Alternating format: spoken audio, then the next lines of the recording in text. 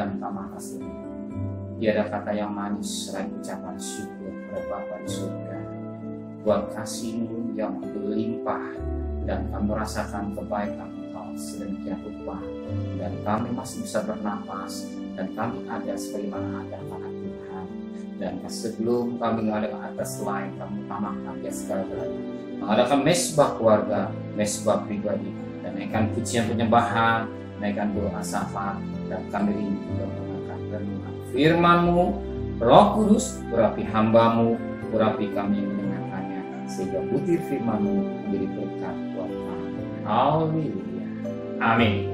Shalom. Pagi, mari kita akan membaca Yehezkiel pasal 40. Yehezkiel pasal 40 ayat pertama sampai ayat 49. Yehezkiel ayat pasal 40 ayat pertama sampai ayat 49. Pintu-pintu gerbang dan pelataran bait suci yang baru.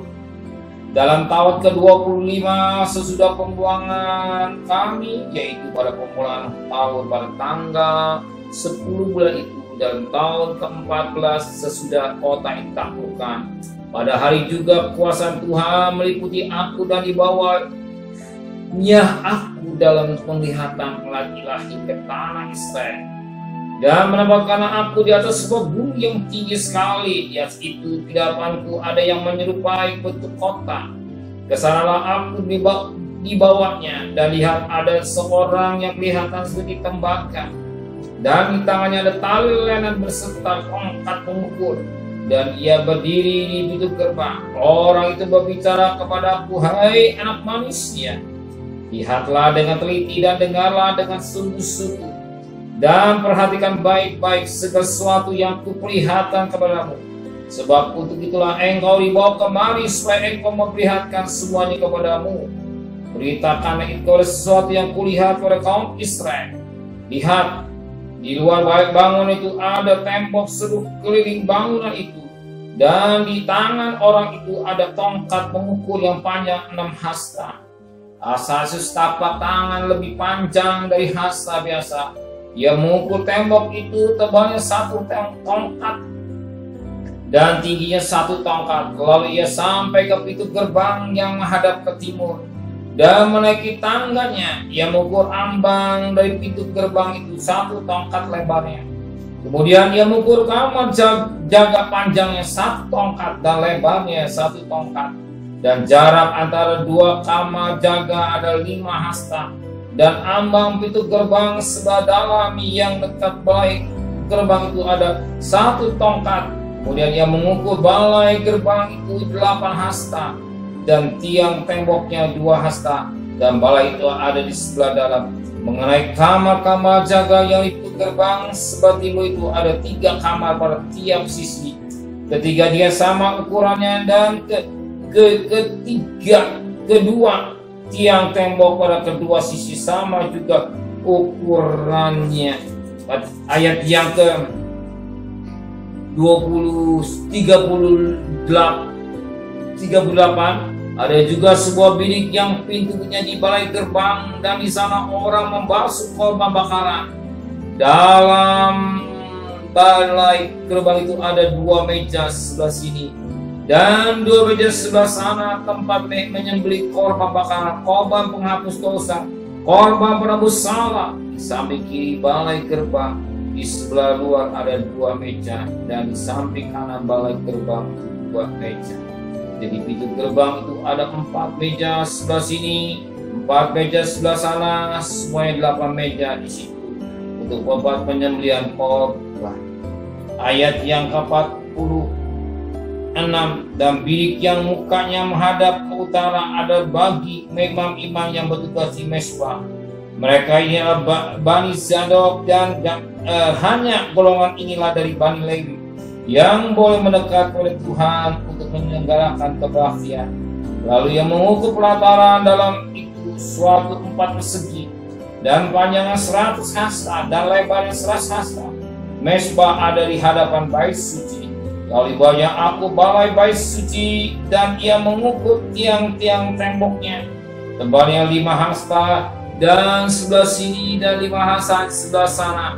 Lebar pintu 14 hasta, dan dinding sampingnya masing-masing 3 hasta. Ayat 9. Panjang balai bait suci itu adalah 20 hasta, dan lebarnya 12 hasta. Orang dapat naik ke situ melalui tangga yang sebelah tingkat.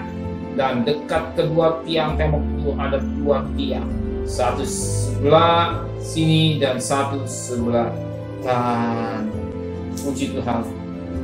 Di masa saat itu Yehezkiel dalam alam roh, Tuhan memperlihatkan dia. Ya. Tuhan memperlihatkan dia bait suci.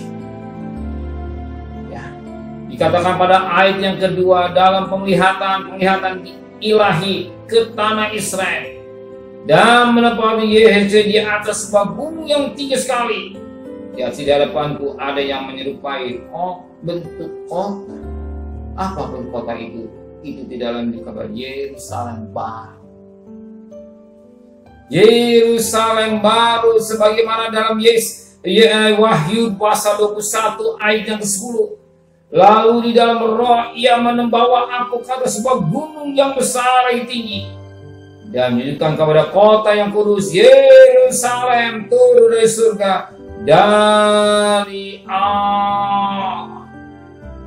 Apa diperlihatkan Yehezkiel oleh Tuhan juga diperlihatkan oleh Tuhan juga pada Yohanes di Pulau Patmos. Dan Tuhan membawa Yohanes untuk melihat satu penglihatan tentang Yerusalem baru. Yerusalem baru, di mana sana tidak ada tangisan dan air mata. Semua dan suasana kota itu penuh dengan kemuliaan Allah. Sebagaimana pada ayat yang ke-11, kota Yerusalem itu penuh dengan kemuliaan Allah, dan cahaya sama seperti permata yang paling indah, bagian permata yapis, jernih dan seperti kristal. Di sini kita mendapat satu berkat. Arah hidup kita ini, Tuhan membawa kita bukan di dunia. Di dunia sementara, tapi saat kita dikasih bawa satu kota, itu Yerusalem baru. Di sana tidak tangis dan air mata, hidup kekal sampai selama-lamanya. Apa yang diperlihatkan Yehezkiel ini jadi satu kenyataan.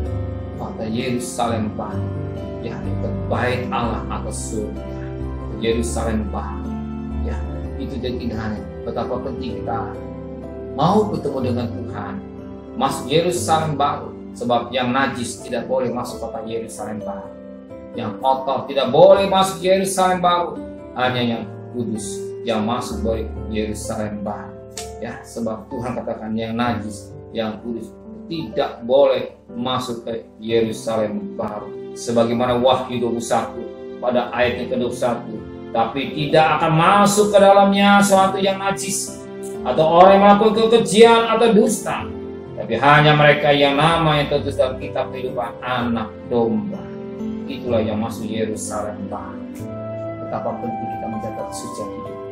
Dan firman Allah katakan, baik Allah itu berbuat pribadi kita, sebagaimana 1 ayat 9, tidak tahu apa baik Allah tinggal kita tidak bertahan, tidak berdosa.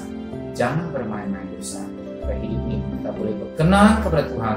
Satu ketika kita dipanggil Tuhan, kita menuju Yerusalem baru. Di sana tidak tangisan dan air mata, kotanya penuh dengan kemuliaan Tuhan. Menjadi dambaan kita setiap pribadi yang rindu untuk bertemu dengan Tuhan. Pelihara kesucian hidup, jalan dan seruilah firman Tuhan sesuai dengan kehendak Tuhan Bapa di surga. Amin. Benar Bapa di surga. Satu ketika kami yang mendengar dan kami yang membaca, satu kita akan bertemu dengan Tuhan untuk menuju Yerusalem baru. Di sana tidak tangisan dan air mata, yang najis kotor tidak boleh, tetapi nama yang tertulis dalam kitab kehidupan anak domba. Biar nama kami tetap ada dan tidak akan anak domba, bahwa kami adalah anak-anak sayang Bapa. Terima kasih Bapa di surga. Pimpin kami semua untuk kekudusan. Sucikan hati dan pikiran kami, supaya kami berjalan pada real firman Tuhan yang tepat dan benar. Dan dari nafkah antar kami yang selamat, pulang yang selamat, kami percaya akan bagikan kami hari Gosia tetap dalam lindungan Tuhan. Kembalikan kami pada besok pagi dan tubuh yang sehat dengan tidak kurang satu apapun juga.